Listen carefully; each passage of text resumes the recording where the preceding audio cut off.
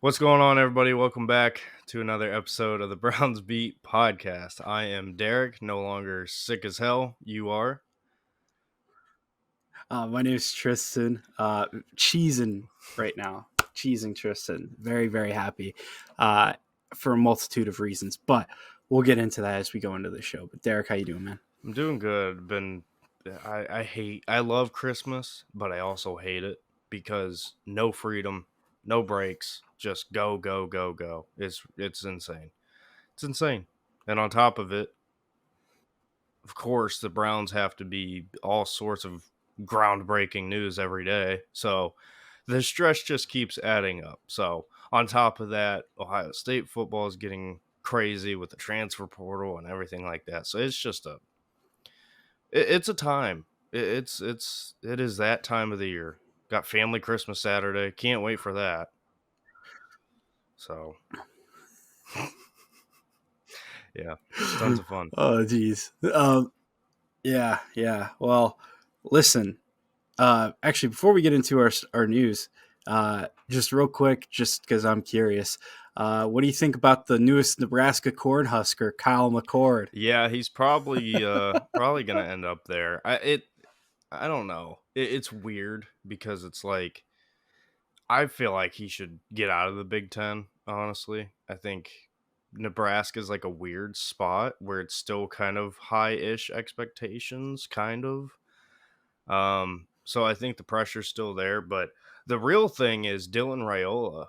You probably don't know who that is, Tristan, but Dylan Raiola was like, I've heard that yeah, name. he was like touted to be the next Patrick Mahomes. He was committed to Ohio State, decommitted, went to Georgia, or committed to Georgia, I should say, and now has decommitted to Georgia and is looking at Nebraska. And if you guys know anything about the stories of Kyle McCord's dad and Dylan Raiola's dad, boy, good luck to not Lincoln Riley. Why am I thinking of Lincoln Riley? Not oh my gosh. Is it Matt Rule? Matt Yeah, Rule. Matt Yeah. Rule. Good luck to Matt Rule dealing with those two fathers if both of them end up there. Because you're going to have one screaming about him guaranteed being the starter. You're going to have the other begging for him to be the starter. It's going to be a nightmare. So, especially when McCord sucks. That's going to be the real fun part. When McCord sucks and then you got Raiola's dad asking him to start as a freshman. That's going to be crazy. But enough on that. Crazy. Oh man. But let's hop right into the show. So obviously, folks, you'll notice that we're a week late for getting a pod out. And that is due to, at least on my end, finals week for school. So apologies for that. Derek, I know you were having some technical difficulty too. So with being able to watch the game. So it was just not a good week to get a pod out for us. Unfortunately, we have lives outside of this podcast and watching football. Yeah, DirecTV sucks. But with that being That's said, all I want to say. DirecTV sucks. Cancel it. Get YouTube TV. Anyway, next. Yeah. Yes. So we're just going to go through a really quick Rams review. For me, I did watch the full game. What I'll say is this, like, I thought Joe in that game looked good. And then he had that terrible interception, which unfortunately that was just when the game ended. Once when that interception happened, it was game over. And the reason why that was the case is because the defense was not good. The defense was not good. We had seen yet again that D-line getting bullied, which is not a good thing when it's supposed to be the strong point of that defense. And we saw a huge, desperate need for Denzel Ward in that game. Denzel Ward, you can really start to see now, like, just how important he is to this defense. Because he makes everybody else's job just a little bit easier, and by doing that, it makes that secondary so much better. So, hopefully we'll get him back healthy. We certainly are going to talk about injuries on this podcast as well. It's a whole podcast, pretty much. Yeah, Every right. man on the roster. Jesus. Something. I mean, yeah, we'll right. But yeah, we'll certainly get into the injury news. But as far as that Rams game, Um, I personally felt like we were in it until that interception. And then once when that happened, the wheels kind of fell off the bus. And sometimes that stuff just happens. So I'm not gonna look too much into that Rams game. I certainly wasn't at that time of the game. You wouldn't have really gotten a whole lot of, you know, spiciness from me. The only spiciness I had about that game was Mark Sanchez in the booth. My Oh, God, is he the worst commentator in sports? Like Jesus Christ, his bias was unbelievable, mhm. unbelievable. Which by the way, I'm pretty certain He's on the call for that this Mark game. Sanchez is going to be in the booth Yep. for this game, Mhm. which this was actually part of the news I was smiling about. I will actually be at this football Mhm. game, which is very rare for me. I typically can only go to a game, once every blue Yep. moon. I haven't been to a Browns game since pre-COVID, Oh, wow. believe it or not. Yeah, my first and only Browns game was when Freddie Kitchens was the head coach. Oh, It was a good game lord. against Cincy.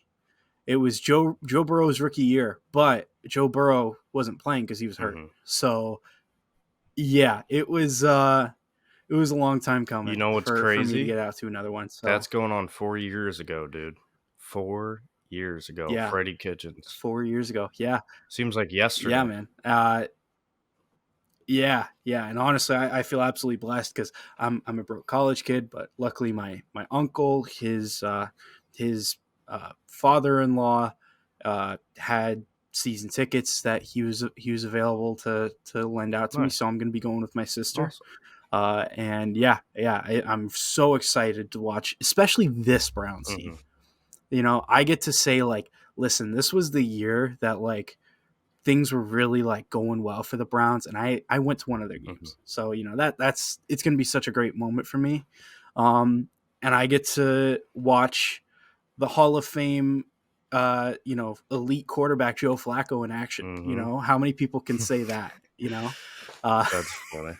so you know, we'll definitely Dude, see. We'll you definitely know what's see. But crazy? I have seen, um, let's see. I have seen Deshaun Watson this season. I've seen, DTR this season, and that's only half of did you the see PJ? quarterbacks that have started for us this year, and you're gonna see the other one. Like, that's insane. Yes, I am. And honestly, thank God neither of us have seen PJ Walker live Amen. because holy Yeah. hell. I saw pretty uh much no close enough with, gosh, what is his name? Oh, who do we hate? Kellen Mond. That's who we hate. Kellen Mond. I saw him in the yes, preseason yes. against Washington. That was the closest thing to a just I mean, it not close. He was horrible, but in person, just insane. But anyway, yeah. Yeah. Yeah. So yeah, definitely excited for that.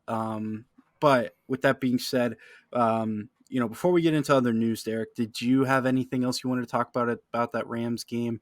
Obviously, I know you had the technical difficulties, but you watched a bit of it after the fact. Mhm. But of course, can't really watch full games without paying for like the NFL ticket or Mhm. whatever it is. So, Derek, what were your thoughts on the parts of the game that you saw? The my biggest thing was, we talked about it before that game with injuries and the corners and how, Puka Nakua and Cooper Cup, good luck, with the injuries at corner. And you saw that, unfortunately. You saw Puka especially just absolutely, I think he had what, 150 yards or something crazy. Oh, it was something unbelievable like that. Hmm. Yeah, yeah, he went off. Yeah, Puka went off. Cooper Cup got his. Both of them, I believe, had touchdowns in that game. Um, so just terrible as far as the coverage goes, but I don't necessarily blame Jim Schwartz. I keep wanting to call him Joe Woods. Um, acted like it in this game, but I keep wanting to say Joe Woods, but it's not. I don't blame Jim Schwartz. I think it's just, again, it's the situation you put yourself in, with these injuries. These are the cards you're dealt. Not really a whole lot you can do about it. Um, Keaton Mitchell, am I thinking? No. Is Keaton Mitchell the Raven? Who's the guy for the Rams? That's the Ravens Yeah. back. So it's Uh oh my Rams gosh. guy. Uh I just had his name in I my know who you're head. talking Yeah. about. I want to say his name's Kayvon. Kayvon Wallace? Oh, Or am I hold thinking on. about somebody I completely was different? thinking of uh Kalavon, I think. I'm trying to remember his name. hold on. I just had the dude's name in my head. This is but anyway, my point being with him is he had a solid game. Wasn't like he went off, but he had a pretty good game, I thought. Got that touchdown that was controversial, right? Everybody was debating if it was a touchdown, if it wasn't a touchdown. Kyron Williams. That's who I'm talking about. Kyron Kyron Williams. Williams. Yes. Okay. Keaton Mitchell, And he was named Kyron Sir with a Williams, K. two Yeah. great running backs who are young and new. But nevertheless, Mhm. he had a solid game.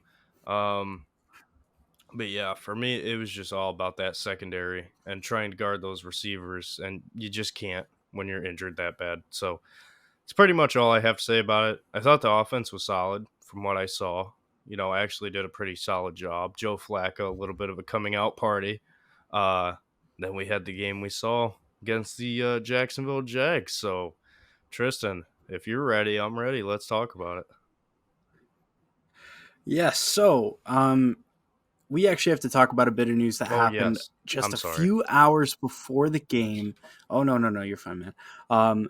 Just a few hours before the game, uh, word got out that a Cleveland Browns player was extended. Mhm. No, it was not Corey Bjorquez. It was Grant Yep. Delpit. Grant Delpit extended. It's a 3-year, 36 million deal. So 12 million APY, with 23 million guaranteed. So, uh, Derek, obviously we're waiting for this Jags game. We're excited. Oftentimes this season, when we've heard breaking news and Browns in it, it involves an injury. But this time it was an extension. So, Derek, number one, how caught off guard were you by this extension with the announcement of it? And what do you think about the extension in general in terms of the player that we're retaining as well as the money value that we have marketed at? Yeah, so it caught me off guard for sure because we talked about it. I thought Grant Delpit was somebody who was looking at a franchise tag for sure. I thought, hey, we don't have the money to give him a long term extension. Probably not going to do it. So, probably going to look at a franchise tag for Grant Delpit here. And all of a sudden, it was like it woke up and boom, Grant Delpit's extended. You gave the numbers: three years, 36 mil, 23 guaranteed. Um, my thoughts on it, I love it. I couldn't be any more ecstatic about it. Grant Delpit is becoming one of my favorite players on this defense, and he's played out of his mind this season. He has played at a top safety level in the NFL throughout the course of this season, and this is a guy you can't afford to lose. You have Juan Thornhill here for what? What did he sign? 3 years, something like that. 3 years, 3 years. yeah. Okay, so Yep. 3 years. 3 years, 24 mil. 3 years, 24 million. Okay. So we've talked about the longevity of our secondary because it's a strength of the defense for sure with Ward, Newsome, Emerson. We talked about okay, well the question mark is Grant Delpit because now you have Thornhill here for 3 years. What's kind of the missing piece there? What are we gonna do with Delpit? And yeah, Grant's played out of his mind. This is a guy that I think, we finally seen him used right in this defense that Jim Schwartz has brought in, and it's showing.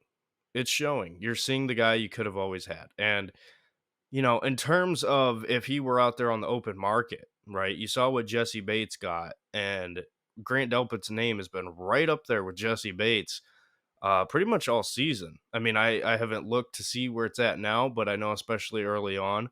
And I've seen him in person a couple times this year, and he's been impressive, man. He has been very impressive. He looks completely different.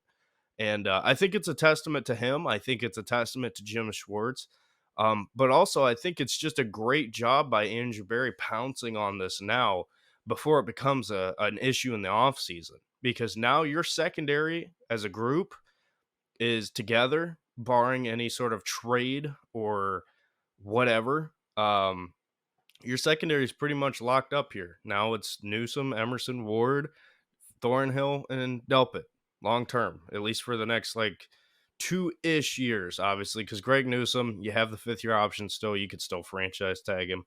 Um, but I love it. I'm absolutely thrilled. I think Grant Delpit is one of these players that is going to continue to improve. I know he's gotten a lot better this year, but I think the sky's the limit for him. He has a massive range and he's very versatile in what he can do. And in the right scheme, which he's in now, I think he can only get better. Now, the next question becomes Jeremiah Wusu Koromoa. When is he next? What's the plan with him? Because that dude has been playing out of his damn mind.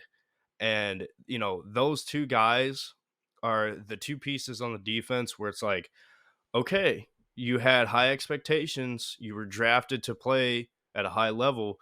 Not that you've underperformed, but you haven't been that great. And all of a sudden this year, boom, they are both playing out of this world. But Tristan, with Grant Delpit specifically, we talk about the cap, and I know you really enjoy the cap as well, and just kind of the breakdown of all this. This 3-year, 36 million, 23 guaranteed. Andrew Berry jumps on this right now. For me, I think this is a genius move jumping on this now, given what he'd get in the open market. It's great financially for the Browns, and I also think it's good for Delpit, because you get some long-term security with a team you're successful with, right? At least in this defense. So, some guys go to different teams and they play a lot worse. And then it affects your next contract. So I think it's a good move for both sides. But Tristan, what are you thinking about this? Yeah, so my initial thoughts when this contract came out uh was, I had kind of mixed feelings about it. So like uh personally, I'm very happy with the production we've gotten out of Grant this year, and I thought absolutely he was worth an extension, and we absolutely needed to get him back because he has been great. Um, I'll be honest, I was not a fan of the number that we brought him back at. But as time's kind of gone on, I'm warming up to it a little bit more. I personally had Grant at more of a like $9 to $10 million a year guy. I didn't have him at the uh, you know at the $12 million a year mark. I personally think that was a little bit rich. However, when we look at the guaranteed money, what are we looking at here? We're looking at essentially guaranteed 2-year deal. And not only that, but how the way this contract is going to be structured. The first year of his deal, we're front loading the deal so that way we have a lower cap number. So what does that mean? You're getting Grant Delpit, and realistically, you're only getting him for at worst one bad cap year with him. 1 year of like a $12 million deal. That's what you've got with this deal, and that's why I actually really really like the move itself, especially when you consider he's finally finding his stride. He's in a defensive system that is allowing him to thrive, and not only that, but this guy's still very young. This guy's very young still. I mean, we're talking about what, he's 24, 25 Mhm. right now. Like, he was young coming out. I think he was like 21, 22. So add 4 years onto that. So he's about 25, 26. It's a 3-year deal. So this is a guy that, we have an opportunity to re-sign again at 28, Yep. 28, 29. So, you know, we're talking about a guy who's about to enter into his prime years. And so, this is a bit of a gamble from AB. He's 25. I will say 25, exactly. So, um, this is a little bit of a gamble for maybe, and there is risk to it. Trust me, there absolutely is. This is not a player who is known to stay off the injury report. This is a guy who his whole rookie year, he was sidelined with that Achilles injury. And then he had a groin injury previous, if I'm not mistaken. And unfortunately, which we'll talk about this, he suffered another groin injury in this one, Mhm. in this last game. But, um, But with the way he had been performing in this system, and just how well the secondary has been, you know, there's going to be a shakeup and there's going to be, something happening at that DN spot because I'm assuming Zadarius Smith, unless if he's willing to come back on a very team friendly deal, I don't see us retaining him. Um, I think that the Browns could be a contender to trade up in this year's draft into the first round to draft a DN that they like, and then rely on a rotation of uh, oh my gosh, Alex Wright. We have Isaiah Thomas, who showed some promise last year. Obo Okoronkwo, of course, and then that drafted guy. I think that you're going to see that as a rotated uh, option because I just don't see us spending big at that other DN spot this season. But all in all, I will say this. I'm happy Grant's back because he clearly loves being here. In this season in particular, he has been outstanding, and he has earned an extension. Again, I just kind of worry about that cap number, but hey, time will tell, and we'll see what we're able to do with it. We'll see how far we can run with this thing. Mhm. Yeah, I'll offer up a counterpoint to the injury counterpoint, which obviously this is a very stupid thing to say, and I acknowledge that. So, everybody listening to this who says that's stupid, I get it. I understand. But what I'll say on the injury front, I think on the flip side, yes, Grant Delpit has dealt with a lot of injuries early on in his career. But the one point I will argue on that, and the reason why I think it is a good idea to give him the contract we did is because I am of the belief that I don't think we've seen the best out of Grant Delpit yet. I think we're just starting to see maybe a little, just a tad bit into what his ceiling can be. This is a dude who, if you go watch him at LSU, and I've said this multiple times, even when the Browns drafted him, the dude flew all over the field, like all over the field, everywhere. And I think that's what he can be in the NFL. We've started to see that a little bit more this year. I'll never forget the one play. I think I was there. Yes, I was there. It was against the Cardinals, and Marquise Brown was just on a straight vertical route, and Delpit just chased him down and knocked that ball out. Right? You don't get that kind of versatility when you have a guy who can also be up in the box and blitz and get sacks. Like, the versatility that Grant Delpit offers is out of this world. And I think you haven't seen that because of how injured he has been, especially, missing his first year, terrible scheme with Joe Woods and multiple other things. But I think we're just starting to see a little bit into what Grant Delpit can be. And if that is the case, then this is genius from Andrew Berry's side of things. Because also, like you said, in 3 years, Grant Delpit can get himself another big contract, which I don't think is completely out of the realm of possibility. I think he can do that. So um yeah, that's me trying to convince you that injuries are not all bad. Which is a very dumb thing to do, but I do think there's something to that. I think we still haven't seen the best out of Grant. Um, Dude's a stud. Mhm. I love Grant Delpit. I think he's awesome. Pumped that he's on my team. Oh, absolutely. I'm with you too, man. I really think that he's got more to his game. And I think that we can see Schwartz extract that out of him. Um, again, I just worry with that cap number, with injury history. Those are just a couple of my Mhm, concerns. But I'm with you. As far as him the player and him the person, love him as a mhm. Cleveland Brown. Yeah. I wanted him over But Antoine Winfield. uh, I really did, and we got him, and I was okay, like, okay, "Let's go. Let's go, dude." And yeah, he's now yeah, playing like I okay, thought he would, so love it. absolutely. Um, so Derek, you were saying this earlier. Let's talk about that Jags game, man. Wow, wow, wow, wow. Cleveland Browns, First Energy Stadium, take away a win 31-27 against the Jacksonville Jaguars with supposedly injured Trevor Lawrence, but really did not look Mhm, like it at all. Um, Derek, you know, we talk about this team and, you know, we talk about a lot of times, resilience with this team, this group. Um, what were some things in this game that you saw that kind of highlighted that resilience, and some things that you overall saw about the team in this game that, just what was your main points for why you feel as though this team won this football game? For me, I think it's defensively. I think it comes down to really two guys. I think JOK had an unreal game yet again. Um, it felt like every big down defensively, he was there making some sort of impact. I think uh, Martin Emerson, forgot his name for half a second.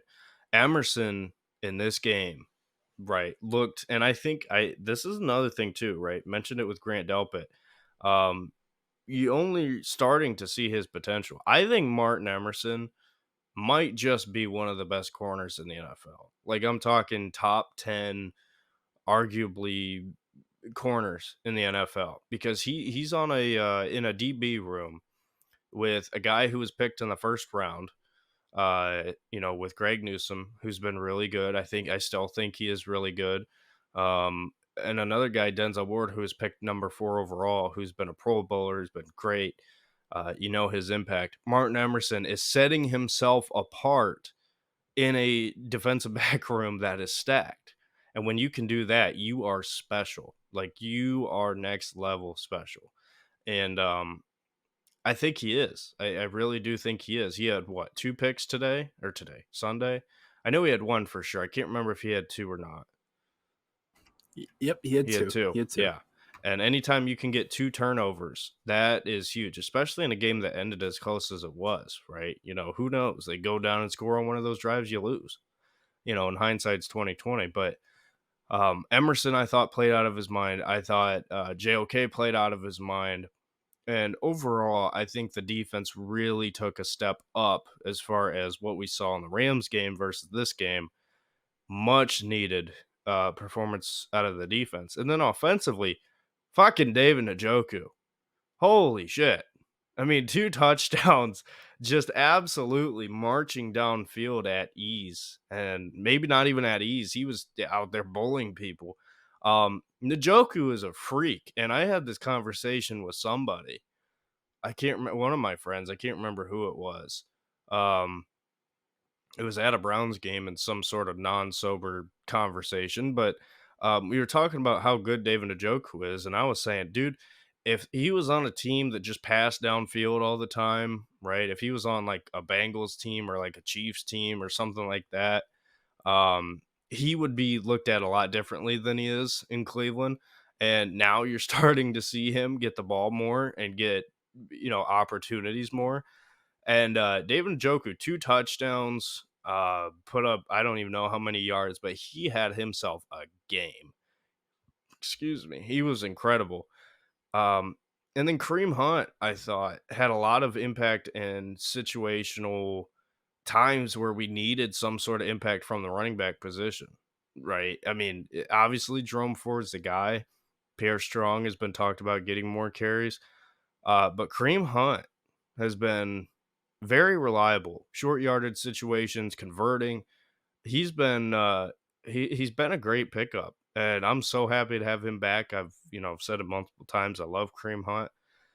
Um, but it's not like he's just a name, right? He's doing things for this offense. So between the defense getting turnovers and making plays, David Njoku going off, Joe Flacco. I mean, dude, we can sit here and talk about Joe Flacco for 2 hours. I mean, he's playing at a high level, and it's kind of concerning to me, honestly. When you look at how good Joe Flacco is playing, it's kind of concerning to me that we weren't able to pass the ball downfield with some of our other different quarterbacks.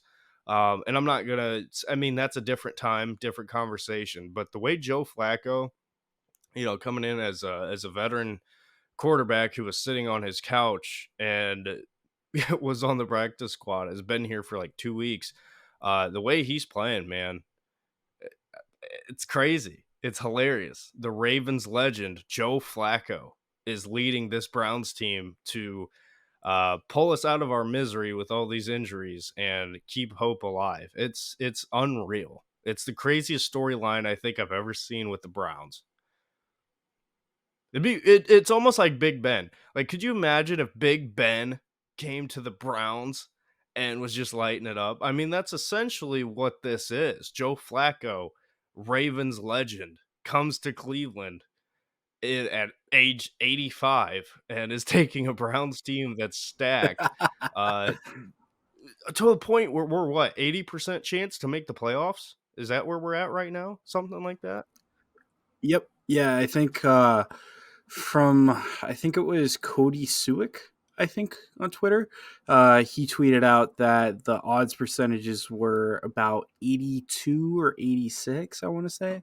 Um, I know Jake Trotter tweeted out yesterday after the Monday Night Football game. It was about like that 80 area, so it's about 80%. We'll say that. But yeah, I mean, just incredible, incredible. Derek, I didn't know if you wanted to keep on going or if you wanted me to go Go now, ahead. but I didn't. Okay, perfect. So yeah, kind of just mirroring what you said. MJ Emerson, that was his statement game. A lot of people have overlooked him nationally. Of course, us Browns fans, we know what we've gotten in him, and he is special. We know that, Um, so this was his game to really show it on a national level. Um, and I felt like he did that. I felt like he did that, and I thought he was spectacular. And yeah, you're absolutely right. This guy is a number one corner. He absolutely is. And I pray to God we can find a way to keep this guy when his contract expires. Mhm. Because, man, him, Denzel, and Miles are just like those guys are corner pieces, man. And, we're seeing guys like Grant Delpit and JOK starting to ascend to that level too. And Juan Thornhill, when he's been playing, has been really, really good for us. Has really been limiting over the top stuff, and I think his game goes underrated here, honestly.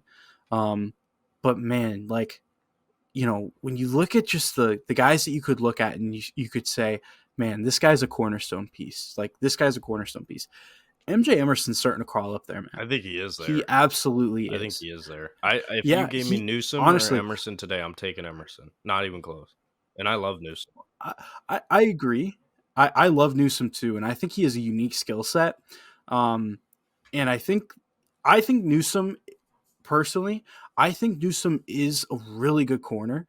I just think that we see what we get out of Denzel and MJ Mhm, and compare him to that level, and it's a bit mhm, unfair because like he'll get dotted up like maybe twice in a game, and Browns fans are calling him trash on Twitter and mhm, stuff like that, and it's like, dude, this is not fair. Like like like you're trying to like compare PJ Walker to Joe Flacco, like that's what we're mhm. doing here pretty much. um one guy's just got a lot more ability than the other. And that's not me saying that you know Greg's bad. I love Greg. I love him on this football team, and he plays really, really good for us, and especially this last game.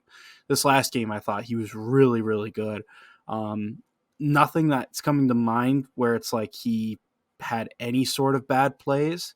Of course, he had that interception, which is nice to see. It's nice to see he's finally getting some picks this year. Mhm. That Finally. huge pick six against Baltimore, and then this one. It's good to see it. It's good to see it. So, yeah, no, I'm with you finally. But um, yeah, defensively, yeah, JOK, he's a stud.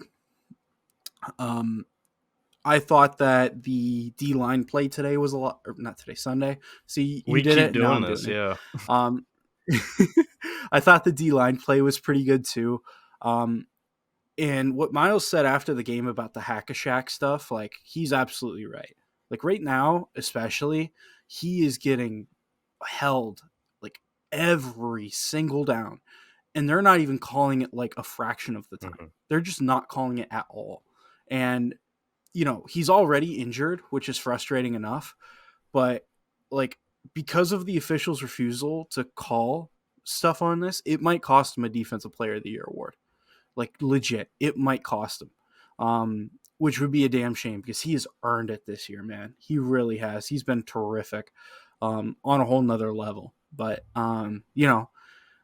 teams have to hold him to slow him down, and the officials just aren't going to call it anymore, I guess, which is BS. But that's a whole nother argument. Um, but let me transition to the offensive side of the ball. First things first, I want to shout out David Bell, first career touchdown.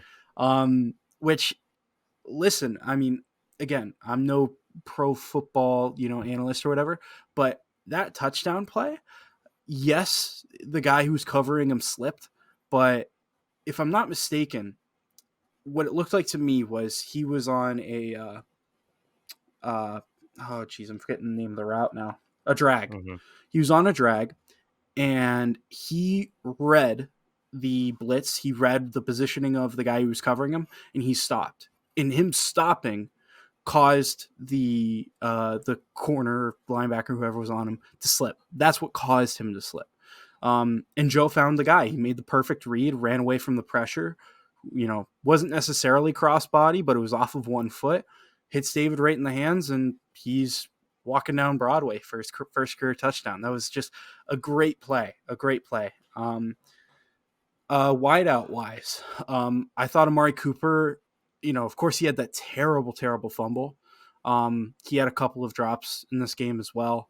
But I expect that stuff to get buttoned up. Remember, he is still playing through a rib injury, pretty nasty rib injury. So we have to, take that into account. And also, listen, it's a new quarterback. It's his fourth quarterback he's catching passes from. It's going to take a minute for him to adjust. This is just stuff that just happens. I think Joe Flacco is getting quite a bit out of Elijah Moore as well. In just spreading the ball around. He's doing a really good job of it. Offensive line in this game was great. James Hudson, I got to say, he is a liability at this moment in time. I know he can play a lot better than he has so far this year, but it's a matter of, listen, this team, we're winning and we're doing well right now. We can't afford to have any guys that are pulling us back and being net negatives. And unfortunately, that's just what we have with James Hudson right now. So I just hopefully he can turn it around. But I guess we'll see. But too many false start calls on his end. That was a bit ridiculous this last game. Way too many false start calls. But David Njoku, like you said, absolutely electric. Absolutely electric, especially that first quarter. Excuse me, the first half, actually. It feels as though Kevin is doing an unbelievable job of scheming guys open at the right times, because it felt like that first half was all David, and then the second half it was like, okay, well, let me hit my receivers a little bit more because they're starting to key in on David, and he made those adjustments and it worked beautifully. And it works when you have Joe Flacco playing at an elite level. I mean, this guy, listen, the interception he had, technically it's Tillman's job to get there. I feel Tillman had no chance of getting that football, and I felt as though that should have been a flag. But listen, I get that that's a play that he's technically supposed to get there no matter what. But I'm not going to put that on Joe. The fumble, Joe should have been able to get the ball off quicker for that fumble. But again, it's going to happen. It's just one of those things with him. But actually, before I talk more about Joe, I do want to actually talk about Cedric Tillman because he looks good. He looks good, man. I mean, with every week that passes by, he's starting to do more and more and more. That makes you like, ooh, okay, there's something there. And I feel like this guy's got a huge game in him this year. I feel like we're in for like a 150-yard 2 TD performance from him this year. So hopefully it's that's big. I feel like it's coming. Because there's a lot of potential there. And he's doing a lot of good things, and he's got the raw talent. I think that there's going to be a game this year where he puts it together. And I hope it's this one coming up because I would love to be there for it live. But yeah, he's got a lot of talent, and I'm excited to see, what we can do with him. He's one of the the Barry draft picks from the receiver position, I think this one in the long run is going to hit Mm-hmm. because, man, you can just see the potential with him. You can see it. But Joe Flacco, man, you know, when we were talking about DTR, and we were talking about people clamoring for Joe to come in, I don't think either of us had any imagination that Joe had anywhere near this level of play left in him. I mean, Derek, if I told you that we were going to see a play where Joe was had a guy with one hand on him, he puts the ball in his other hand, swats that arm away, starts rolling out of the pocket, puts it back in his right hand, and on the run off of one foot, hits David Njoku perfectly in the hands on the sideline. If I told you that that play was going to happen a few weeks ago, Mm-hmm. you'd say, Tristan, you need to be medicated. All right. like this guy, I mean, oh my God. Like we are getting prime Joe Flacco. Yeah. Like the Joe Flacco that you saw that took the Ravens to the Super Bowl and won him the Super Bowl. This is what he was able to do. And you're seeing it now. And I can only speak from personal experience, but I believe Derek knows. Maybe not. I used to play hockey, and I played hockey for 13 years. And once when I was done with hockey, once when I was done for it, like, and hockey season came around and I wasn't playing, you know, I had a newfound appreciation and love for the game, and all I could think of was, damn, I wish I could get the skates back on. Mm-hmm. And how I would do anything to get back on the skates and what I would do differently. And Joe got put in that situation this year where week 1 came around, he wasn't on a roster. Week 8 comes around, middle of the season, he's still not on a roster. And this guy the whole time was sitting on the couch at home saying, damn, I really want just another opportunity. I know I got it in me. And, damn, I know what I would do differently. And, you heard it in his post-game speech. I mean, this is a guy who, is so happy to be here and be in this situation with this team. Um, and man, I couldn't be happier for the guy. I mean, honestly, he is like, I know he's technically a Ravens legend because he won him a Super Bowl, but he feels like a Cleveland Brown. Mm-hmm. Like he just feels like just has that aura about him. I got that Flacco fever. You know what I'm saying? Like, like I got that Flacco fever. I can't help it. I mean, this guy, I love the story around him. I love how the team just bonds around him. Like, his post game speech, everybody's like, you could hear a pin drop in there. Like, it's clear this is a guy who the team rallies around, and he's given us our best quarterback play of the Mm-hmm. season. So, just when we thought this season was over, with losing Deshaun, with losing Nick Chubb, with losing all the other players that we're going to talk about, this guy's giving us hope. And and it's not a false sense of hope. This guy's actually delivering in these football games and looking really, really good. His stat line. So he had 57.8% completion percentage, 311 yards, 3 TDs. That against the Jags. That's unbelievable. And that's a And good when you football think team. about our That's a offense, good football team. yeah, Jacksonville was an 8-4 football team going into that football Mm-hmm. game. And the total offensive stats in this one, 389 total yards against Jacksonville. And if we didn't have the stupid turnovers that we had, we're pretty much over 400. Mm-hmm. Over 400 yards. 5.3 yards per play, 3 for 3 on fourth down. And with that win, the Browns, and this is if there's any stat that I'm going to say about this football team that could, potentially take you over the edge to finally buying in that this could be the team, Mm-hmm. the Browns have the most wins versus teams over 500 this year. Mm-hmm. We're 6-3 against teams that are over 500. Like, let that sink in, man. Like, that is such an impressive stat when you consider all of the BS that we've been through with all these injuries, when you consider all of the turmoil in this locker room with the turnover of the injuries and devastating defeats and stuff like that. Like, this team has been resilient. They've battled, they've worked like hell, and they have proven themselves, man. They have proven themselves. And Kevin Stefanski, he should be in the Coach of the Year conversation 100%. Will he win it? Probably not. But I mean, 4 starting quarterbacks to win games with all 4 of them, and to be a team that's 8-5 and beating 6 teams in that span in that record that are over 500. That's impressive as hell. That's impressive as hell. So hats off to Kevin. He's really done a terrific job. And the only other thing I'll say is this, Derek, and then I promise I'll hand it back over to you because I've been going off for a little bit here. Imagine where we would be if we traded for Josh Dobbs. Imagine where we would be if we traded for Josh Dobbs.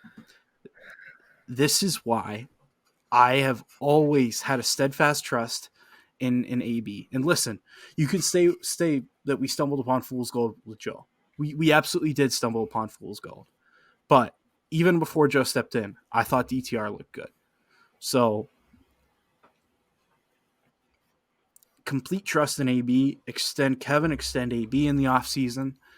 And you know what? Hopefully, and honestly, maybe I'm jumping too high on the bandwagon here, but I feel like this team still has it, man. Mhm. If this defense can get healthy and can stay healthy, why not? Why not Yeah. us? Why not us? Yeah. So sorry for that. You're good. It was just such an emotional win for Mhm. me. It was just such an emotional win. It was so necessary in the way we did it with Joe Flacco at the helm. Mhm. Um, yeah, I'm so excited to go to this game. Which, by the way, I didn't even mention. This game against the Bears is on my birthday. Oh, nice. I'll be turning 22. I'll be turning Nice. 22. So, um, yeah, I'm so excited, and just where this team's at right now, I couldn't be prouder to Mhm. be a Browns fan. Awesome. Yeah, you guys know I keep it honest here. I'm not even gonna lie to you. The last 15 seconds, my back hurt so bad. I laid on the ground and cracked my back real fast and then came back up. Um, yeah, sometimes you gotta do it. Sitting in this chair sucks, right? I need a new chair really bad. So my back was screaming. So I got this thing here. You know what? Hold on. Hold on. All right. I'm not paid to promote this, but I will tell you, everybody, it's worth it. It's like $15. Go get this little back cracker thing.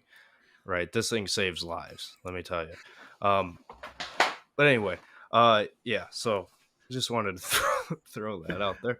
Um, but yeah, dude, Joe Flacco is, and this is the weird thing for me, right? Because the problem I have with the Browns, with Stefanski and with the offense, is I don't think we just pass downfield as enough. I think we can. I think we have the ability. And I think it kind of gets contained into like a 20, 30-yard box almost at times. And since Joe Flacco has been here, and I don't think that's like necessarily an indictment on Deshaun or, uh, obviously with PJ, you can't do that. DTR. DTR, you obviously can't do it as much. But, with Deshaun, I don't think it's necessarily an indictment on him. I think it's just Stefanski's play calling. I think he hasn't really opened it up completely yet for a variety of reasons. And with Joe Flacco, he's been there, done that since me and you were in middle school. So, he can come in and you can trust him to throw downfield. And I think that has opened up so much as far as this offense. It's brought a new life. It's literally brought a new life into this offense. Um, because it's not like you have a Carson Wentz situation where it's like you got to worry about him throwing picks every other throw. Or even like I like him, but like a Jameis Winston where you can't trust him a ton, right? Joe Flacco, he's a guy who's been there, done that, has the experience, knows defenses, knows what he's looking at, can throw downfield, and will make plays to guys that you wouldn't expect, like Cedric Tillman. I think Tillman's been this good. He's just not been involved. And I think it's because nobody's wanted to throw it to him, right? For better, for worse, quarterbacks pick their guys, right? And a lot of times it's the number one. Um, but it's like with Baker, Rashard Higgins was always getting the ball, right? At some point, he was always going to get the ball. And with Flacco, I don't think he cares. I think he's just throwing it to the open man. He's playing quarterback the way you should. And Elijah Moore's production has skyrocketed. I think Tillman's production has skyrocketed.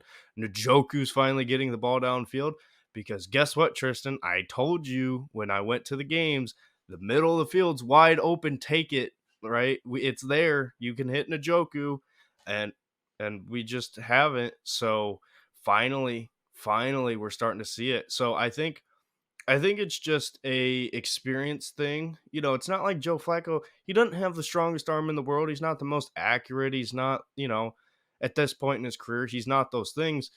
But when it comes to playing free and not being nervous, he's, with PJ, with DTR, right? You could see the nerves a little bit at times, and even Deshaun.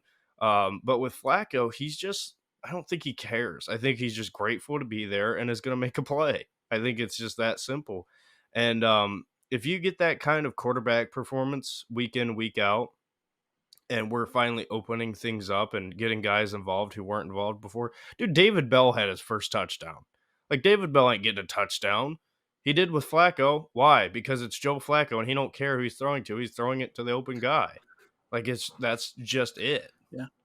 So, I mean, dude, if that's the guy we get, what? You know, I just had an epiphany about What? Joe Flacco might be older than Kevin. He probably is. Hold on. They're Let's look it close. up. You know, I think Kevin's like a couple years older, but like, maybe it's just like Kevin's just like, have it like his buddy is his quarterback, Mm-hmm. like his friend is his quarterback, so they're able to actually communicate better. But I just had the epiphany, Kevin like Stefanski. Kevin's a young head coach, like they're close. I think Kevin's like Age. 40 He's to 40. 41, Kevin Stefanski's 41. Okay. so 3 year Joe difference. Flacco. Age. Joe Flacco is 38. Yeah, So he's about to turn 39 too. So they're like 2-3 years apart. Like, yeah, it's crazy. it's insane. It's crazy what's happening right It's now. insane. Absolutely insane. But hey, But I'm all about it. I don't care. I don't care who I the quarterback is. I really don't. oh, If you're winning, I'll take it. no. Yeah, spot on, and hopefully he's still got more in the tank and can keep on leading us the way he has been. But like honestly, I feel like he could even improve off of what he's done, which is crazy to Mm-hmm. say because there's areas for improvement. But with that being said, Derek, anything else you want to talk about the Jags before we get into our next topic here? I'm impressed with how this team performed against Jacksonville because I've been watching the Jags a little bit more recently, and Josh Allen is unreal, right? He might be better than the quarterback, Josh Allen. I mean, he is a superstar. And it's kind of He crazy is. because they took Trayvon Walker with a number one overall pick, and Josh Allen's outplaying him by a mile. So that's kind of it's kind of interesting. But again, just on that game, on the Rams game offensively, I think the biggest factor is just the downfield passing. I really do think that's it. We finally have a downfield passing game. Um, just because of the style of quarterback that Joe Flacco is. I think you have to, right? You have to. So um, I think a lot of good things are in store, dude. I mean, we're what? We're 2 wins away from 10 games or 10 wins. Uh, Yep. when we're about to talk about the injuries, but two wins away from 10 wins, and I think what is there, 4 games left?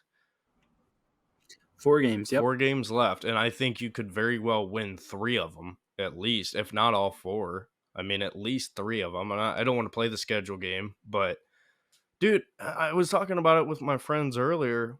When you look back at this year, look at the games we should have won, right? If you can finish out Seattle, if you can finish out Pittsburgh, uh trying to think what some of the other ones were, but like the Browns could be even better. Like could legitimate be even better. And that's what's insane. It's like, dude, we're on our fucking fourth quarterback, our eighth running back, and 50th offensive lineman, and we're still winning. We're still winning games. So, um, yeah, and I think that was the biggest thing for me with this Jacksonville game. That was very impressive. This is a good team. This is yet another good team, another measuring stick game. And Flacco balled out, Njoku balled out. Defense, at times struggled a bit, but played well. So I'm confident. I'm totally confident with this team throughout the rest of the 4 games left, and think we will make the playoffs, and I think we will be a dangerous team in the playoffs. All right. Look at the NFL right now. The Cowboys got smoked by the 49ers, right? We beat the 49ers. The Cowboys just got smoked, or the Cowboys just smoked the Eagles, right? Miami is a team that was dominant. They just got beat by the Titans. Uh, the Bills, the Chiefs, like none of these teams are setting We themselves we've apart. already beaten the Ravens. Yes. Yeah, Yeah. I mean, I will say I do think the Ravens are the best team in the NFL I right now, agree. and I Yeah. I, I don't particularly think it's close. I think the only other team that you could say is San Francisco, but we beat Mhm. them too. We beat them with our worst starting quarterback. Yeah. No, So literally. uh, Yeah, that's the there craziest part. there is no team. There is no team this team can't beat. Mhm. That's the craziest thing. The Yeah. craziest thing. Dude, So it's so I exciting. think we're looking at a 2020 situation. I think where the Browns come in, people write them off, right? We'll probably won't win the division at this point. I mean, obviously it looks like Baltimore's got the division. Baltimore's got a really tough schedule to end the year. They've got San Francisco, Miami. I think Buffalo's in Mhm. there. Like they've got a tough end of the season. Yeah. Pittsburgh's in Mhm. there. Yeah, like they've got it. So it's possible they can drop 2 of those games, and then in that case, we could, but we would have to win out, Yeah. which I guess I don't know as though we're doing I that. guess it's possible, but I think more likely it's probably the Browns will make the wild card. And I think what'll happen is we're gonna shock some teams, right? Everybody's gonna be talking about the playoffs, and they're just gonna write the Browns off. They'll be like, "Oh, this is a good Browns team, but they got Joe Flacco, and they're so banged up." And then guess what? You come in, you actually face them, and obviously barring any more crazy injuries, but I think teams are, if I was a head coach in the NFL, right? If I'm the Buffalo Bills, if I'm Sean McDermott or Mike McDaniel or whoever, I am horrified to play the Browns. I am horrified because this is a team that can go toe to toe with anybody, can play you how you want, or can match your strengths in any way, right? Got a good run game? Well, we have a solid run defense. Not the best, but it's greatly improved from last year. You want to throw the ball? Good luck. You want to sit there and try to extend plays? Good luck. Um, it really just, the Browns are a nightmare for the NFL. Like I hate to say that, but the Browns really are a nightmare. And if you can get the play that you've gotten out of Flacco, boy, I don't be surprised, right? I'm not gonna say win it all, but contend for an AFC championship wouldn't surprise me. It really wouldn't. In this NFL, when everything's wide open, wouldn't surprise me. But nevertheless. Definitely, definitely. Nevertheless, you're absolutely right. Only last thing I'll say about this Jags game, which is kind of separate, the run game's going to be fine. The run game's going to be fine. Um, the reason why we're passing as much as we are is because teams are stacking the box and they're not scared of Joe Flacco, which after these past 2 games, they might, maybe they should be. But it just hasn't been there. We've had good moments in the run game, but I mean, I can't blame Kevin for calling passes when number one, they're working, Hmm. and number two, the other teams are stacking the box and killing your run. So I can't blame him for that. So I'll say, you know, it will work itself out because teams are soon going to realize, hey, you know what? We can't just rely on stopping their run. Hmm. They're going to kill us through the air. So, and that's the most exciting thing about this Flacco thing. Yep. But anyways, let's move Yeah. on. We gotta get Um, moving. We've been talking for an hour. wow. Yeah, we have. Wow. Um, man, it's really like the Hunger Games right now with us, man. Like the tributes, like Hmm. they're dropping like flies, man. Mo Hurst, guy who, I have been a huge fan of ever since the moment we signed this guy. Um, it was announced today that he's done for the year with a torn, I believe it was a torn pec, uh, which sucks, brutal. And then both Dewan Jones and Jedrick Wills are done for the year. Both had knee issues and both required surgery. Jed, I believe, already had a successful surgery. Dewan will we'll wait to see about his surgery.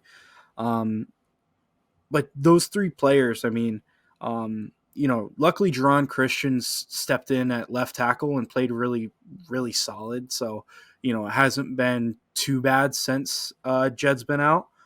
Um, but with that being said, I mean, Jed, he early in the year was not great to start. Uh, you know, started to really turn his game around, started to look a lot better.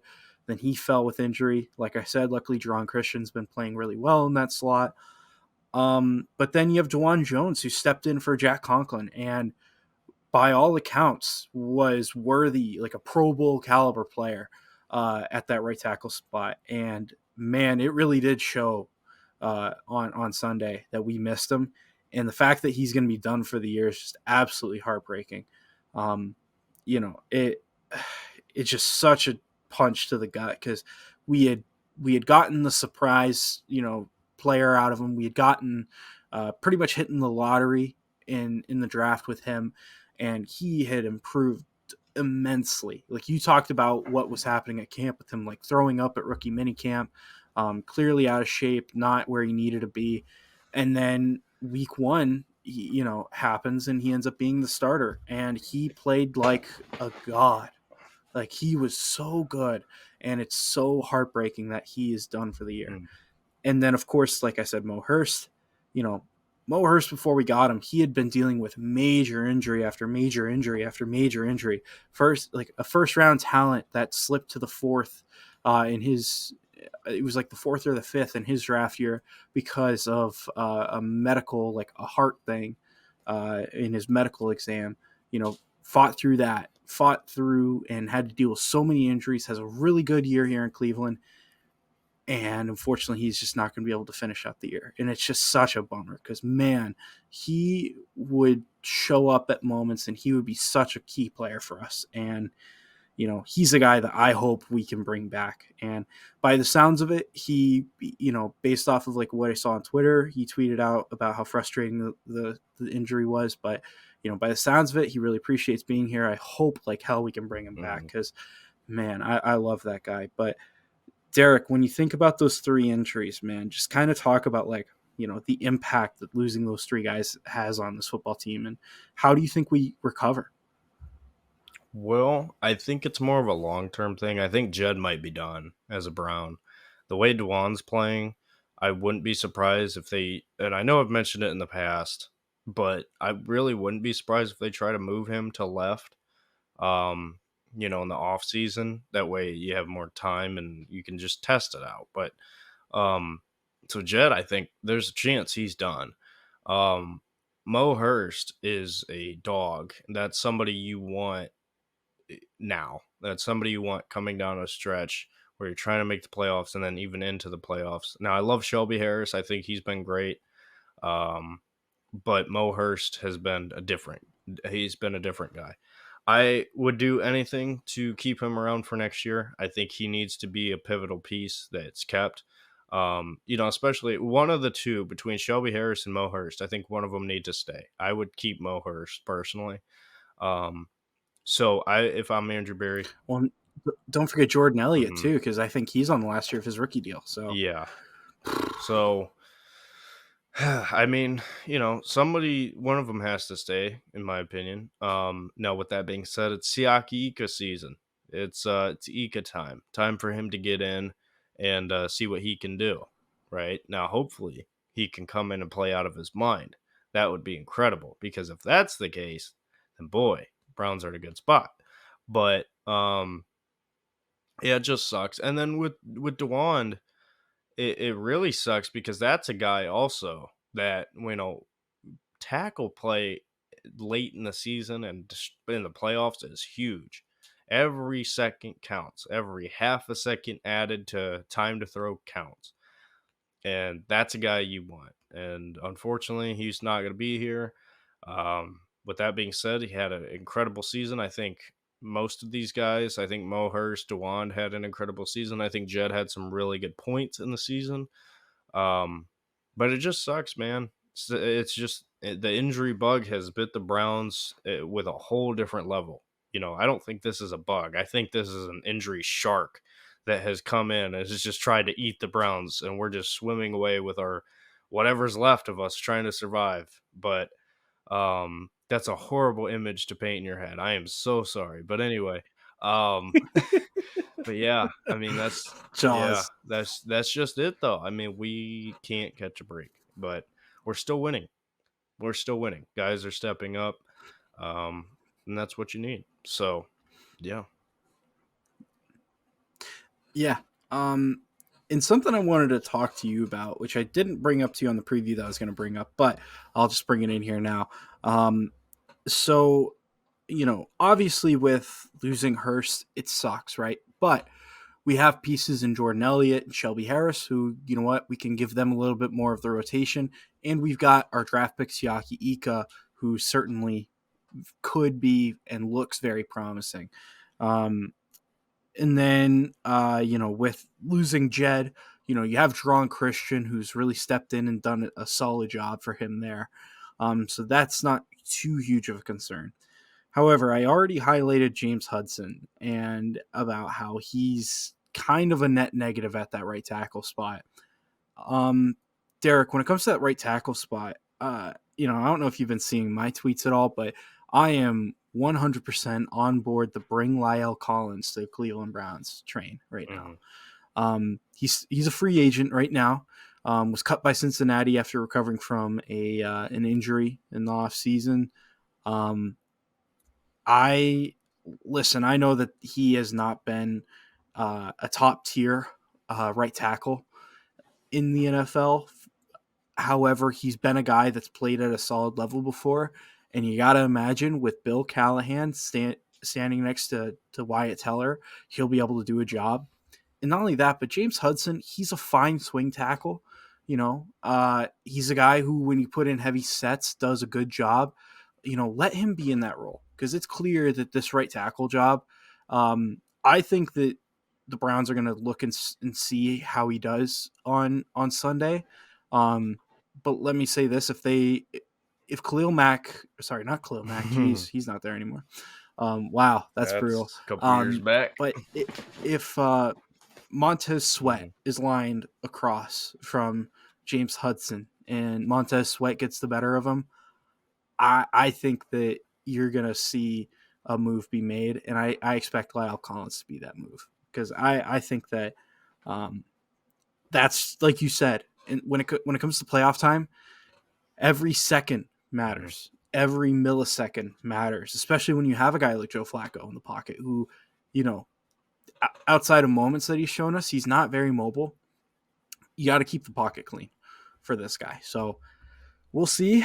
Um, but I'm all aboard the Lyle Collins train. Derek, what do you think about that? Um, I think first I would move Alex Leatherwood up to the main roster. Um, he's been on the practice squad. I have no idea. I've not heard anything on him or how he looks or anything of that sort. I mean, they start James Hudson at right tackle. So what do you think about Leatherwood? Like, what do they think about him? That's what I'm thinking. Well, On the So, okay, I see what you're saying there, but on the flip side, I almost feel the same way on the reverse side of like, hey, look at how bad James Hudson's playing. Can it get much worse? Right? So I don't know. I think given all the injuries we've had, I kind of think you have to bring Leatherwood up in case of emergency anyway.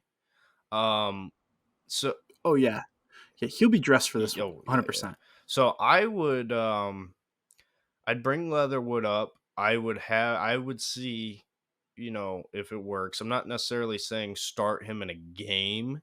I'm more so say see how it looks in practice. Um, and go from there. If he starts, so what, so be it. Um, but I would wait another week or so, and if you still have problems, if you're not confident in Leatherwood, then I would look to bring in a guy like Leo Collins. Because the problem for me is just money. What is he gonna want? Because he's still a big name, and he's still gonna want a paycheck. So, um, If I'm not mistaken, because the Bengals cut him earlier in the offseason, he's already got a set amount of money mhm. that he's making. So the Browns can offer him a minimum and it just chips into that, if I'm not mistaken. Yeah, If my memory about the cap is right. Because who was it? Shaq Leonard, mhm, who, because he got cut this season, he's already making X amount of dollars for the year. Um, and when he signed with the Eagles, pretty much it just meant that the Colts, whatever that dollar amount that the Eagles signed him for, the Colts just paid that amount of dollars mhm, less. If I'm not mistaken, that's how that rule mhm, works. So if that applies to him, then money shouldn't be an issue. Sign him for the min, get him mhm. in, and he can earn another contract and go to free agency Yeah. after looking good in Browns uniform. I have So, no idea. I have no idea, but but I think the only I think look at your internal options first. That's all I would say. Yeah, and I can get behind that, and I agree with you there. The only thing for me though is you've only got 4 games left, man. So let's say because you're clearly not signing him to, like, we're recording this on Tuesday. It would have had to happen like today for you to get him in the Mhm, building. They might bring him in on a tryout this week, but he's not starting this week, right? So what does that mean? That means that you got 3 weeks if you're going to bring him in next week. Um, you got 3 weeks to get this guy incorporated and up to speed enough to actually have him for playoff mhm, games and be competent in those games. So that's where I kind of say, like, you got to make this decision quickly. If James Hudson doesn't look good after the Bears game and they don't go out and sign him, I'm not gonna be happy. mhm, I'll be honest. I'm not. I'll be honest. Yeah, I am not gonna be happy if that's the case. But let's not jump ahead of mhm, ourselves. However, we do have more injuries to talk about. So of course, both of our safeties went down, as well as our starting center, and those guys, of course, Juan Thornhill, Grant Delpit, and Ethan Posich. Um, the status of those guys' injuries are still kind of up in the air right now. mhm, Um, I heard a report that Mary Kay said that Grant could be put on IR to finish out the year, and then be back for playoffs, which that would certainly suck. mhm, Um, of course, Juan Thornhill, I have no idea what's going on with him right now. It seems like it's a week to week thing with him, um, but certainly need him back as soon as possible. And then Ethan Posich, you know, those injuries certainly are not great. Um, However, the backups for those guys. So Ronnie Hickman's been playing really well. I like his mhm. game, and I cannot believe that we signed this guy and drafted him. Told you. He is Told talented. you. He is talented. You did. You told me, and he stepped in and he's played really well. I thought D'Anthony Bell, in his limited reps, has looked solid as well. These guys aren't liabilities, and that's what you want from your Mhm, safeties, guys who just aren't liabilities out there. So I thought they've looked okay. Their jobs will certainly be a little bit easier when Denzel comes back. Um, and then don't forget we have Duron Harmon too, who I expect him to be playing probably this week. Um, but yeah, time will tell. We'll see. But yeah, there's options, and those safeties, they've been playing fairly well so far. So I'm excited to see what more they can do, how much further they can go. With that center spot, of course, Nick Harris. I mean, you know my opinions on Nick Harris. I thought that we shouldn't have signed Ethan Postage and we should have rolled Nick Harris in as a starter. That's how I felt coming into this season. But so you know my level of comfort with Nick Harris, and I thought he's looked good at center than the limited reps that we saw him. So, Derek, Mm-hmm. when it comes to those injuries, what are your thoughts about the injuries themselves, as well as the backups that are currently replacing them right now? Yeah. So I think this team is good enough to still win. I'll say that, uh, regardless of injuries. And I think Ronnie Hickman, like you said, has been playing very well. I think D'Anthony Bell can play well enough to get the job done. Um, as far as when we can get guys back, for me, I don't know. I'm not a big fan of finishing the season safe. I always hate that. Of like, let's sit guys this week and let's take them out early. Like, this is football, right? Play. But, I think with the Browns, it's a little bit different. I think, you know, you got to have some guys healthy for playoff time. And for me, if you need to put Delpit on IR, so be it. If you need to put whoever on the bench for a couple weeks to let him heal up, okay. Um, but especially given the opponent you're going up against, right? You got the Bears, and then I forget who else you got after that. I know it's the Jets, the Bengals. Who Yeah, else is on there? Bears, Jets, Texans. Bengals. That's who. Oh, Texans. Texans. Yeah. Yes. So, Yeah. uh, I mean, I don't know. I'm not worried about the Jets. I'm not worried about the Bengals. Um, it's, If the Jets get Aaron Rodgers back, which apparently that's what the expectation is that he'll be back for that game. Um, if they get him back, then that makes it certainly makes it interesting. We'll see. Um, but yeah, I'm sorry, I didn't no, mean to you're cut you good. off, but that's the only thing that could waver that game for me. Yeah, I just think at some point you got to pick and choose who you would rather have healthy, barring some sort of terrible accident. You know what I mean? Right? Like between Delpit and Thornhill. Okay, do you want to put Delpit on IR or do you want to put Thornhill on IR? Who needs it? Who do you want to have healthy, right? Who are you more confident with in their backup? That's kind of what we're dealing with right now. I do think you can kind of gut your way through the Bears game and win. I think you can gut your way through a couple of these games and win. The problem is for me is the Texans because CJ doesn't have two of his weapons, Dalton Schultz and then Tank Dell. So it's Nico Collins, Noah Brown, and okay, that's fine.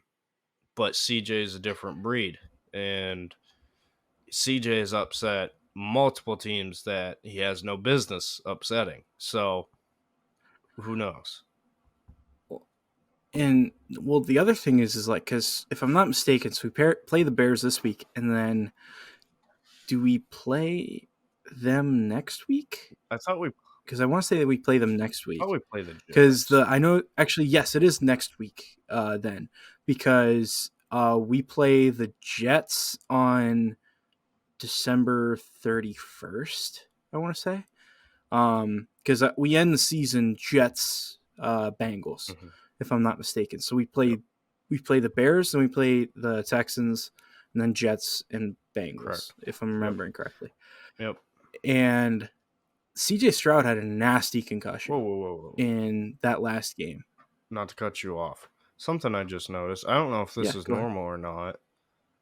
I'm trying to think how this time or how this adds up. The Browns play the Texans December 24th, right? December Yeah, 28th, we we play the Jets. the Jets is a Thursday night. Oh, that's the short, of course. That's Yep. Yeah. So we played the Jets Thursday night. That's what it was. So we play the Texans 24th, Jets 28th. Merry Christmas, Browns players. Yeah. Oh, geez. Yeah. No. it's certainly going to be, that's going to be a tough stretch. But the thing is that CJ Stroud might not even be healthy for that Browns game. Because honestly, after seeing like his reaction to that hit that he got Mm-hmm. in that last game, I'm not even sure if he's going to be able to play in this week's game that they have. Um, so we'll see if he's healthy. But yeah, Derek. Sorry, you were talking about the Texans, but yeah, keep going, man. No, I'm done. Oh, Yeah, okay. I'm done. Um, I gotta okay. stretch my back again. But It's yeah, no, screaming. Ugh. no, you're good, man. Um, yeah, no, but I hear your points about like resting guys um, as they're needed and such like that. Um, yeah, for me at this point, where I'm kind of at is I think you got to go game by game with these guys. If Grant, if you're at a point where it's like, he might be healthy for that Bengals game at the end of the year, like I say put him on IR and get somebody up on from the practice squad, so that way you have some protection in case if he can't go. That's my thought, but again, I mean, right now it's slim pickings right now for this secondary. I mean, you're starting three safeties because don't forget Rodney McLeod, he's done for the year too. So it's brutal right now, slim pickings for this Browns secondary, and you know I think you have to treat it game by game right now. That's kind of what you have to do. So we'll see how the Browns decide to play this out. I'll say this: I'm not expecting either of uh, you know Juan Thornhill or Grant Delpit to play this week. I'm just not. Um, I'm not expecting that at all. Uh, and even if Ethan Posich is clear, like good to go, I almost think that you give the reps to Nick Harris this week just to make sure that that Ethan's going to be okay to go for playoffs, because we've got some bigger games coming up. Last topic. So we've been talking about it a little bit here and there. Um, Bears. This is gonna be an interesting game, Derek. I'm excited to hear your thoughts on this. I think that this game should be similar to what the Cardinals game was like. I really do. I know that the Bears had that good win last week and Justin Fields looked great. Listen, they're coming to our barn, and this is a team that is not very talented. Has some pieces here and there, but they are not good enough to come in and beat you right now. I don't care how injured this team is right now. They cannot lose this one. They can't. Um, with that being said, I expect a big game from Joe. He's been rolling. Let him continue to roll. I mean, you know, this Bears team is not an absolute force. They're not an absolute unit. They are gettable. They're very gettable. Now, with that being said, you do have to respect your opponent, and you got to respect Justin Fields, because, man, that guy will kill you if you don't respect him. Mm-hmm. So it'll be interesting to see how this Browns defense holds up against him. But, yeah, I expect this to be a win, and I expect it to be like 2 scores minimum win. I'd be like a 10-point victory is what I'd be saying. So, we'll see. But yeah, I'm expecting a dub here. Yeah. Um, I think it's kind of a weird game because I don't know. This Bears team is not like the Bears of last year, right, or the year prior. And I do think, and clip this if you want. I don't care. Justin Fields is one of, if not the most disrespected players in the NFL. He is way better than he gets credit for. He's on a horrible team with a horrible offensive line and not a whole lot of help. DJ Moore is fantastic, right? And he's finally got some weapons, right? But I think Justin and Chicago need to part ways at the end of this year for sure. I think if you're the Bears, just restart, right? Um, you're probably going to have a top pick in this draft. There's plenty of fantastic quarterbacks in this draft. I would see what you can get for Justin, and I would look to move him and add more picks. The Bears currently hold, I want to say they hold the first and the fifth pick in the draft. I want to say because of the Panthers. Um, Yeah, Panthers. So they've got like the first overall projected pick. mhm. I want to say the Bears are hovering around between 5 and 10 somewhere. So yeah. Yeah. So if you're Chicago, I don't know what Justin Fields' worth necessarily is. I really don't. But as good as I think he is, I don't think this team is ready to win anything significantly yet. So I would more do a 2 to 3 year plan here. Add draft picks. You already got a couple big time draft picks last year. Made some trades. Um, excuse me. I would go look and see what you can get for Justin, and then honestly take Caleb Williams, and at 5 take whoever you want that you view as a cornerstone piece, or you could trade up and maybe you could get uh Marv, right? If Marv goes to the draft, which he probably will. Um Mm-hmm. I think the Yeah. Bears are an interesting team as far as building wise, but where they're at now, they are a scrappy team that can play competitive with you, right? We can talk about them as an easy win, but they just beat the Lions. So the Lions I view as a really good team, even though they've kind of taken a downturn lately. I wouldn't overlook them. I certainly wouldn't overlook them. And the Browns have struggled a tad bit against mobile quarterbacks. So, you know, I don't know. I think the Browns win this game, but I don't think it's a blowout. I don't think it's a crazy, not close game. That's just kind of how I view it. But that's my opinion. So there you go. All right, guys. Well, I'm shocked we haven't said this enough, but give us your predictions in the comments Mhm. section. Let us know what you think of this game, key players, key matchups. Fill us in the comments. Tell us what you think is going to happen in this one. But other than that, any other talk points from you, Derek? Like anything else? Um, I'm good on my end. I think DJ Moore versus whoever at corner is going to be fun. I want to see him and Emerson line up. That'd be fun. But other Yeah, than that, definitely. I'm good. So All right. Well, thank you all for tuning in with us. Hopeful for a Tristan birthday win. there you go. Gonna be there, so that'll be fun. What's your record at Browns And games? other than that, the game that I went to against the Bengals, we won. Okay. We won that game. All right. So I'm 1-0.